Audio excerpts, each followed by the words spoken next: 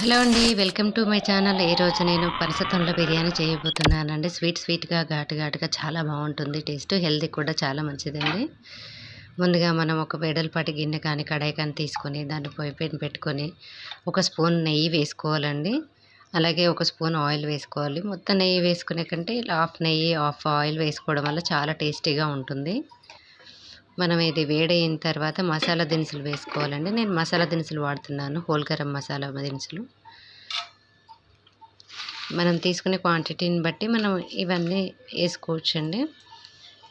స్పైసీగా తినేవాళ్ళు సేమ్ ఇలా తీసుకోండి. కొంచెం తక్కువగా తీసుకునే వాళ్ళు కొంచెం తక్కువగా యూజ్ చేసుకోండి. దాంట్లోకి మనం కొన్ని ఇలాచీలు, కొన్ని లవంగాలు, కొన్ని దాల్చిన చెక్క ముక్కలు, అలాగే కొన్ని మిరియాలు మీకు నచ్చకపోతే స్కిప్ చేయొచ్చండి. ఇవి కొంచెం సిమ్లో పెట్టి రోస్ట్ చేసుకోవాలండి. అప్పుడే టేస్ట్ బాగుంటుంది ఆ మసాలాలు రోస్ట్ అవ్వడం వల్ల. అలాగే 2 బిర్యానీ ఆకులు ముక్కలుగా చేసి వేసుకోవడం వల్ల బాగుంటుందండి. అలాగే ఒక 10 పచ్చిమిర్చి ముక్కలు వేసుకోవాలండి.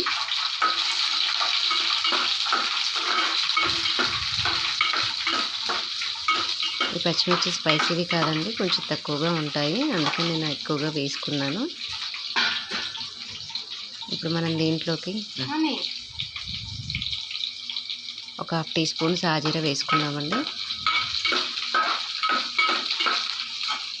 ఇదంతా ఒకసారి బాగా కలుపుకున్న తర్వాత దీంట్లోకి మనం అనాస పువ్వు, అది స్టార్ పువ్వు అంటారు కదండి, అది వేసుకున్నాము. మరొకసారి కలుపుకొని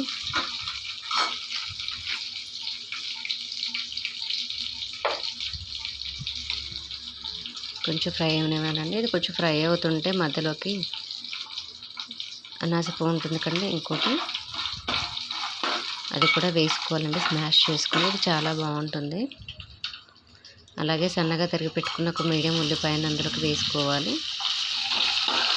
ఇవన్నీ బాగా కలుపుకుందామండి. మనం ఇదంతా సిమ్లో పెట్టి చేసుకోవాలండి, లేదంటే కొంచెం పచ్చిగా ఉండిపోయి బాగా రోస్ట్ అయిపోతాయి.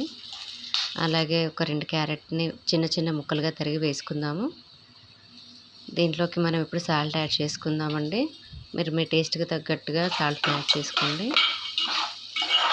సాల్ట్ వేయడం వల్ల ఆనియన్స్ ఇవి బాగా ఫ్రై అవుతాయండి. ఆనియన్స్ పచ్చిగా లేకుండా కొంచెం గోల్డెన్ బ్రౌన్ వచ్చేలాగా ఫ్రై చేసుకోవాలి. అలాగే ఒక హాఫ్ టీ స్పూన్ అల్లం వెల్లుల్లి పేస్ట్ వేసుకోవాలి. ఇప్పుడు ఒక 5 to 6 జీడిపప్పు ముక్కల్ని చేసుకొని వేసుకోవాలండి. వీటిని ముందుగా వేసుకుంటే మాడిపోతాయి, అందుకని చివరిలో యాడ్ చేసుకున్నాను. మనం ఉల్లిపాయలను దూరంగా జరుపుకుంటూ వేసుకుని బాగా రోస్ట్ చేసుకోవాలండి. అలాగే ఒక పావు teaspoon garam masala powder వేసుకోవాలండి. వీటిని మధ్యలో కలుపుతూ ఇలా మాడిపోకుండా బాగా ఫ్రై చేసుకోవాలండి. ఇప్పుడు ఒక 2 రెబ్బలు కరివేపాకు వేసుకోవాలి. ఇవన్నీ మరొకసారి కలుపుకుందాము.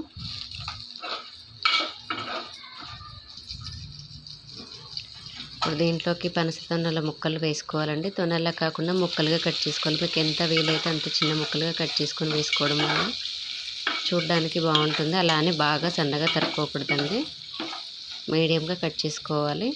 ఇది ఫ్రూట్ కాబట్టి ఎక్కువసేపు కుక్ చేయకూడదు. జస్ట్ ఒక 5 minutes దాంట్లో మసాలా అబ్జర్వ్ చేసుకొని కొంచెం అలా ఫ్రై అయినట్టుగా అనిపిస్తే చాలు. అందుకని 5 minutesలో దీంట్లోకి మనం రైస్ యాడ్ చేసుకోవాలండి. దీనికోసం మనం స్పెషల్గా రైస్ దీంట్లో వేయక్కర్లేదు, వండిన అన్నాన్ని వేసుకోవచ్చు.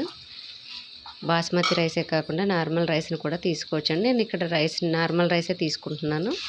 మీకు ఏ రైస్ కావాలంటే ఆ రైస్ తీసుకోవచ్చు. ఇప్పుడు ఇదంతా నిదానంగా కలుపుకోవాలండి. బాగా కలిసేలా మసాలాలు, పలావ్ ముక్కలన్నీ కలిసేలాగా చేసుకోవాలండి.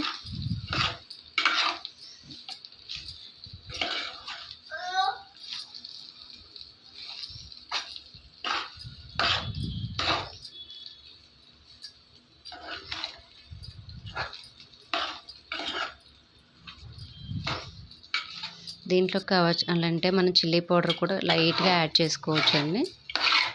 ఎందుకంటే కొంచెం స్వీట్గా ఉంటాయి కాబట్టి పనసతొనలు స్పైసీ సరిపోదు. ఒకవేళ మీకు చిల్లీ పౌడర్ అవసరం లేదు, పచ్చిమిర్చి ఒకటి సరిపోతాయి అనుకుంటే అలా చేసుకోవచ్చు. నేను లైట్గా యాడ్ చేశాను రైస్ వేసే ముందు, అందుకని లైట్గా కొంచెం కలర్గా కనిపిస్తుందండి. లేదు అనుకున్న వాళ్ళు పచ్చిమిర్చి తగ్గించుకొని చిల్లీ పౌడర్ ఎక్కువ యాడ్ చేసుకోవచ్చండి. దీన్ని నిదానంగా మొత్తంగా బాగా కలుపుకోవాలి. బాగా కలిసిన తర్వాత అలా ఒక 5 మినిట్స్ వదిలేయాలండి. అంతే. పనస తొనల